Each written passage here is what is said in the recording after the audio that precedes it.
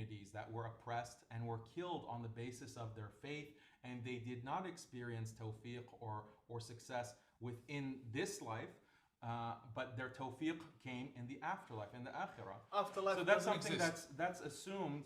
That's something that's assumed within the Quran. It's assumed within Islamic in thought. such a discussion, afterlife doesn't exist. We don't know what's going to happen in the afterlife.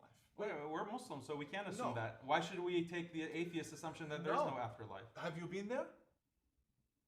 No, I have not. Then been you there. don't know what it's like. I have been in the afterlife prior to my.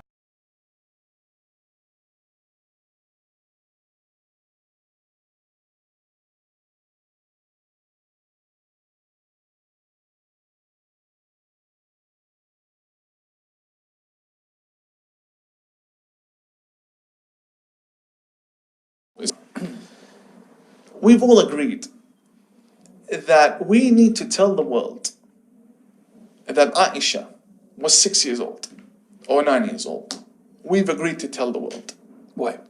She wasn't 6 Why or would you 9. agree to say She that? was 21. I've heard the argument. I've heard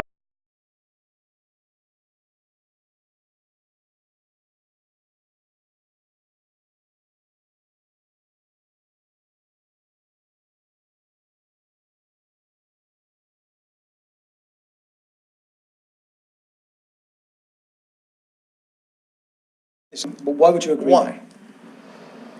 And this is the first time I say this on camera. Okay. What's more important in Islam is that Muhammad marries a virgin. So she weren't a virgin. You're saying she's been about. Are you sure?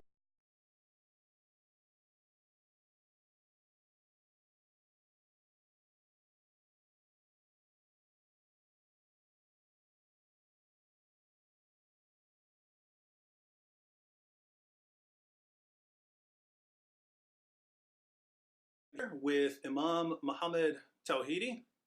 How are you doing, Imam? Good, thank you very much. Pleasure. And we're here in Washington, D.C. I should probably start by asking what brings you to Washington, D.C.? Well, firstly, thank you very much for having me. Secondly, I come to Washington, D.C. quite a lot. I do a lot of advisory work with certain figures in this region, as well as Canada. You know, I reached out to you wanting to sit down, and I have my reasons as to why I picked you. But yeah, let's get the introduction going first. Well, no, we can't move past that. Some people who don't know you're probably wondering why you're not like chopping my head off or something. Okay. I've been interviewed by many people. So far, I've given over 400 interviews. And there's always this 1% in people's minds that, how do we know he's not lying? Mm-hmm. How do we know he doesn't have a different agenda? So I said to myself, who is the one person I can sit with that would definitely know if I'm lying? That would definitely know if I have a point, if he can see where I'm coming from, and if he can understand and relate to what I'm saying. So who's that one person? And also has to have a good audience, speaks English, so I can speak in English, knows the books I might reference. Brother David. So I reached out to you and said, you know,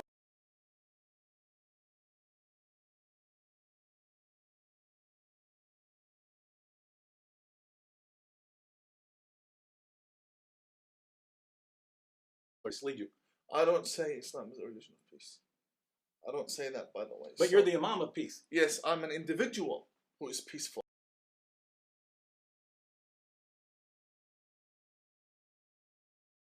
Some people who love. That's basically all I have. It's been a pleasure speaking to you, brother. And, you know, may God bless you. And may Jesus bless us both.